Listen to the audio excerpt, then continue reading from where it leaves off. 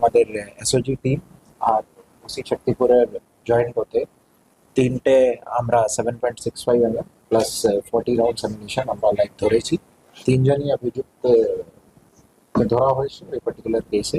তিনজনই জালেঙ্গি আছে। সের উপরে আজকে কেস স্টার্ট করা হয়েছে অ্যান্ড কোর্টে ওদেরকে প্রডিউস করা। মুর্শিদাবাদে অস্ত্র পাচার চক্রের খোঁজে পুলিশের বড়সড় সাফল্য।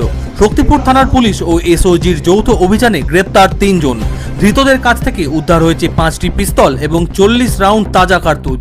3 জনই জলঙ্গি থানা এলাকার বাসিন্দা বলে জানা গিয়েছে। শনিবার সাংবাদিক বৈঠকে জেলা পুলিশ সুপার সচিন মাক্কার জানান, গোপন সূত্রে খবর পেয়ে অভিযান চালানো হয়। পুলিশের দাবি, জেরায় ধৃতেরা বিহার যোগের তথ্য সামনে নিয়ে এসেছে।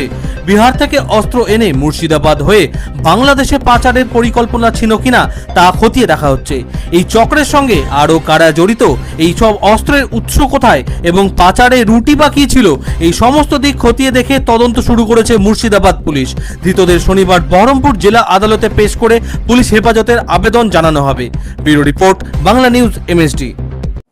আমরা প্রিলিমিনারি যা পাচ্ছি, এরা বিহার সাইড থেকে আর্মসটা কিনেছেন অ্যান্ড বাংলাদেশে পাচার করার উদ্দেশ্যে আমরা পেয়েছি। এর আগেও আপনারা জানেন, আমরা আগেও 5টা, তাই তো, আগেও 5টা সেম 7.65 অ্যান্ড 9 mm আগেও আমরা উদ্ধার করেছিল, সেটাও সেম। তো সেদিকে আমরা দেখছি ইন্টারস্টেট যেহেতু কানেকশন আছে, আমরা আমাদের স্টিভের মাধ্যমে আর আমরাও চেষ্টা করছি কি এটা বিহারের যে বা ইন্টারস্টেট যে কানেকশন আছে তার উপরে আমরা তদন্তটা চলছে।